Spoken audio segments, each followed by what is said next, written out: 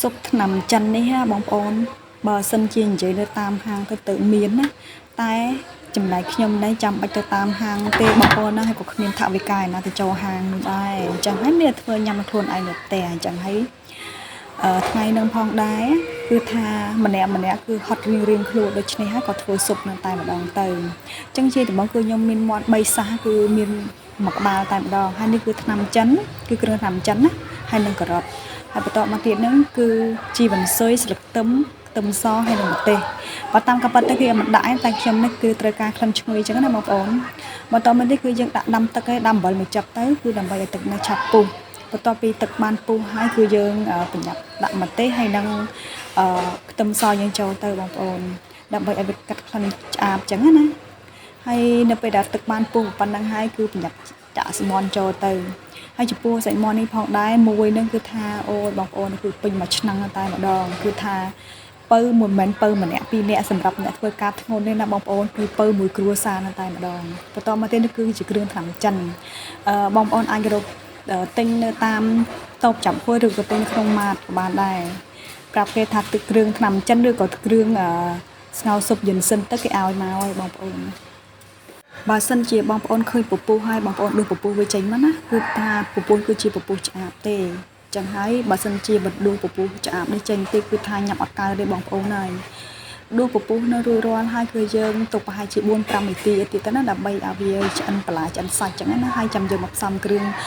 គឺខ្ញុំអត់ប្រើអត់សពទេណាបងប្អូនគឺខ្ញុំប្រើទឹកត្រីបន្តិចស្ករបន្តិចហើយនៅប៊ីចេងបន្តិចព្រោះថាខ្ញុំអត់ប្រើស្ករច្រើនទេដោយសារខ្ញុំប្រើការ៉ុតណាពោះការ៉ុតហ្នឹងក៏វាមានជាតិផ្អែមក្នុងនឹងស្រាប់ហើយបងប្អូនហើយគ្រឿងឆ្នាំចិននេះដែរគឺខ្ញុំទៅតែស្គាល់เลยបងប្អូនណាជាពិសេសអ្នក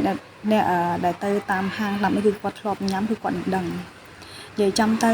ស៊ុបមុខនេះគឺថាខ្ញុំធ្វើតាមហាងគេដែរទេបងប្អូនថាគ្រឿងមិនអីមិនក៏ខ្ញុំអត់ដឹងច្បាស់ដែរអញ្ចឹងណា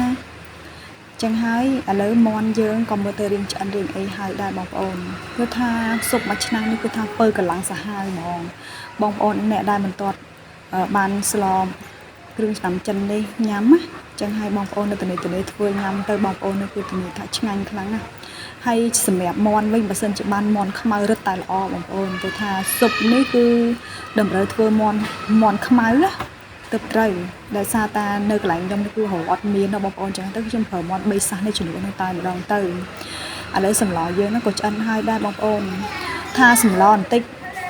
បើនិយាយថាសម្លក៏វាមិនត្រូវដែរគឺថានិយាយពីថាស៊ុបវិញទៅត្រូវជាងចឹងណាចំពោះស៊ុបមាន់ថ្នាំចិត្តនេះផងដែរក៏ជាលើកទី1ដែរបងប្អូនណាទៅធ្វើហូបចឹងណាបងប្អូនដោយសារតែមិនទាន់មានសមត្ថភាពក្នុងការចូលហាងញ៉ាំទេបងប្អូនព្រោះថាថ្លៃដែរចឹងណាបងប្អូនបានស៊ុបមាន់មួយចានគោមនេះហត់ណាគឺបាច់ញើសខ្ចាយតែម្ដងនឹងមានកម្លាំងមើលកូនតូចបន្តទៀតបងប្អូនហើយគឺថាប្រហែលយប់នេះចង់ស្លក់អញ្ចឹងហើយទៅគឺមានតែធ្វើស៊ុបមាន់នេះញ៉ាំម្ដងដើម្បីពើកម្លាំងដើម្បីឲ្យមានធម៌ពលត្រឡប់មកវិញអញ្ចឹងណាបងប្អូនអញ្ចឹងវីដេអូធ្វើស៊ុបមាន់ហ្នឹងក៏មានតែប៉ុណ្្នឹងទេអរគុណជំរាបលា